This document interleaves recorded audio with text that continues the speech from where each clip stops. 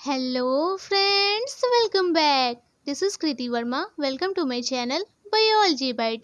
आज का टॉपिक है हार्म फ्रॉम मिल्क। दूध से क्या क्या नुकसान होते हैं, क्या ये सच में होते हैं या फिर लोग ऐसे ही कहते हैं?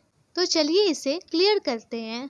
आजकल हर दूसरा इंसान लैक्टोज इंटॉलरेंट हो रहा है, लेकिन पहले तो नहीं होता था। कोई कहता है कि दूध से इन्फ्लेमेशन हो जाती है, तो कोई इसे हार्ट अटैक से जोड़ता है, तो कोई डायबिटीज से। हमें बचपन से बताया गया है कि दूध संपूर्ण आहार है। विटामिन सी के अलावा इसमें लगभग सभी इम्पोर्टेंट न्यूट्रिएंट्स होते हैं, इसीलिए मोस्टली कंट्री अपने न्यूट्रिशनल गाइडलाइंस में इसे शामिल करते हैं। हाँ, कुछ देशों में दूध पीने का उतना चलन नहीं है, तो ऐसा करते हैं, शुरू करते हैं। नेचर ने इस बात का ध्यान रखा है कि बच्चे को दुनिया में आते ही उसका खाना मिल जाए माँ की दूध के फॉर्म में। इनमें vitamin, mineral, calcium, fat, protein, basically वो सब कुछ होता है जो बच्चे के डेवलपमेंट के लिए ज़रूरी है।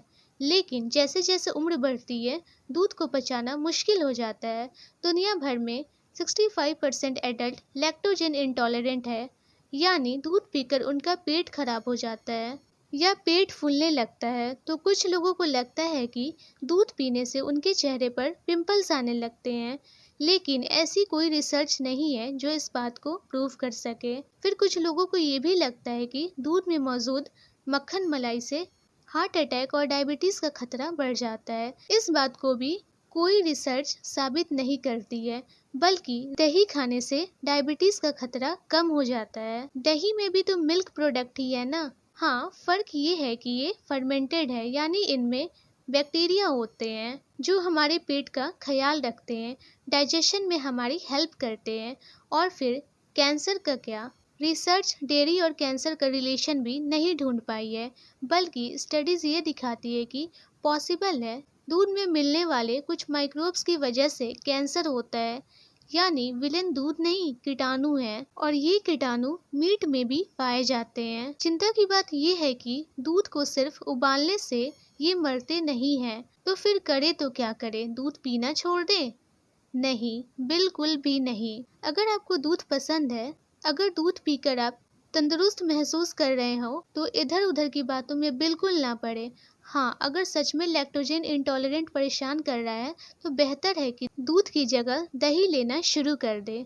चलिए, दूध का तो क्लैरिफाई हो गया कि उसमें कोई दिक्कत नहीं है, लेकिन अब मैं आपको 3 ऐसी चीज़ों के बारे में बताती हूँ जो रेगुलर खाते हैं और जो धीरे धीरे आपकी जान ले रही है। आपकी खाने में इन 3 चीज़ों में जहर भरा हुआ है। सबसे पहला है आलू। इनमें सोलेनिन नाम का एक जहरीला पदार्थ होता है। इसका काम होता है आलू को सड़ने से बचाने का, इसीलिए आलू लंबे समय तक खराब नहीं होता है। सोलेनिन आलू के छिलके में होता है, और जब आलू पुराना हो जाता है तो उसमें से जो स्प्राउट्स निकलने लगते हैं उसमें होता है, इसीलिए इन्हें खाना नहीं चाहिए। आलूओं को हमेशा अच्छे से छीलकर और पकाकर खाना चाहिए। सोलेनिन आपकी जान नहीं लेगा, लेकिन हेडेक ज़रूर करा सकता है। फिर नंबर आता है हरी फलियों का। इनमें फेसिन नाम का एक टॉक्सिक प्रोटीन कंपाउंड होता है। छोटे बच्चों के लिए कच्ची बीन्स के सिर्फ 6 फलियां ही जानलेवा हो सकते हैं, तो बच्चों को इनसे दूर रखिए। ऐसा ही राजमा के साथ भी होता है। कच्चे राजमा के 5 दाने चबा लेने से आपको उल्टी और चक्कर आने शुरू हो जाते हैं, इसीलिए इन्हें पकाने से पहले रात भर भिगोना पड़ता है। उबालने पर इनके जहरीले तत्व का असर खत्म हो जाता है, पर हाँ, पानी में ज़रूर रह जाता है, इसलिए उबालने के बाद पानी को फेंक दे। इससे आप गैस और स्टमक पेन से भी बच पाएंगे। और आज की लिस्ट में तीसरा नंबर है खसखस का। इसमें मॉर्फिन होता है, जिसका यूज़ पेन किलर बनाने में होता है, बट ये एडिक्टिव भी होता है। ये दाने अफीम के पौधों से आते हैं, इसीलिए इन्हें बहुत ज़्यादा खाने से नींद आने लगती है। रिसर्च के अनुसार दिन भर में अगर आप 20 ग्राम तक का सेवन करते हैं तो ये सेफ माना जाता है, और जब आप इन्हें अच्छी तरह पका लेते हैं, चाहे बेक करके या चूल्हे पर खीर की तरह बनाकर, तो मॉर्फिन का असर खत्म हो जाता है। तो ऐसा नहीं है कि खाने में इसे डालेंगे तो आपको नशा हो जाएगा, कुल मिलाकर आलू हो या राजमा हो या खसखस हो, ठीक से पकाकर खाएंगे तो स्वस्थ रहेंगे। तो डरिए नहीं, सब कुछ खाइए, बस माइंडफुली खाइए। सिर्फ स्वाद के लिए ही नहीं, सेहत के लिए खाइए।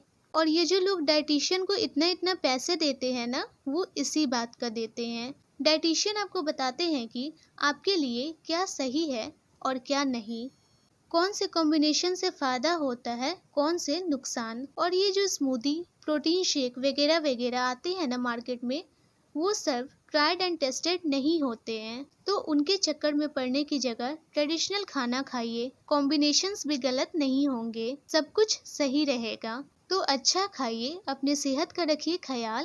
Thanks for watching and don't forget to subscribe my channel. Thank you.